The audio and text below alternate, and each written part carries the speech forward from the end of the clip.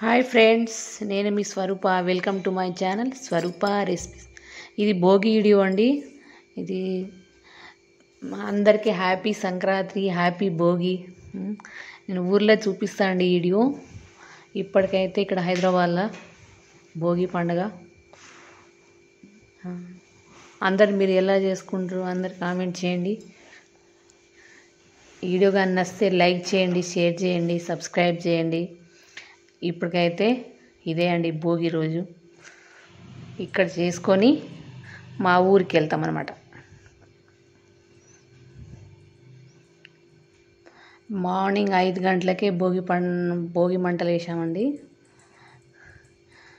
ఇప్పటికైతే అది గొబ్బెమ్మలు పెట్టేసి ఇక వెళ్ళిపోతాం ఊరికి. ఎర్లీ మార్నింగ్ నా ఊర్లో వీడియో చూపిస్తాండి. చూడండి, 6 అవుతుంది. అప్పుడు సాన్పి చల్లే అనమాట. అంతా చూపిస్తున్నా చూడండి. ఊర్లో అంతా సాన్పి చల్లి నీళ్ళు పెట్టేసుకున్నా. ఇప్పుడు నేను ఎర్రమట్టి అలుగుతున్నా. మా అత్త మీద మాట్లాడుకుంటా ముగ్గేస్తున్నా అనమాట. అసలు నైటే చేయాలి కానీ చాలా పనులు ఉంటాయి కదండి. ఇక చేసుకుంటా ఒక్కదాన్ని ఇక అంత పని చాలా ఉంటుంది. ఇక మళ్ళీ మురుకులు అవి చేసుకోవాలి. నేనైతే సంక్రాంతి రోజు గీతల ముగ్గులు వేస్తున్నా. మళ్ళీ అక్కడ కూడా కొంచెం వేరే డిజైన్ ముగ్గు వేస్తా అండి. నాకు వచ్చింది చూపిమంటున్నా. గీతల ముగ్గులు నాకు అంతగా రాదండి. ముగ్గులు మామూలుగా వస్తుంది. ఏదో నాకు వచ్చింది వేసిన.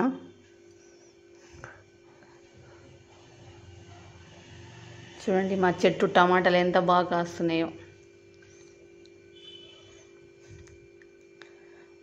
ఇంతే అండి, వేసేసిన ముగ్గు. నీళ్ళు కాగినాయి, గీతల ముగ్గులు వేసేసిన. ఇప్పుడు స్నానానికి పోయి పూజ చేసుకుంటా అండి.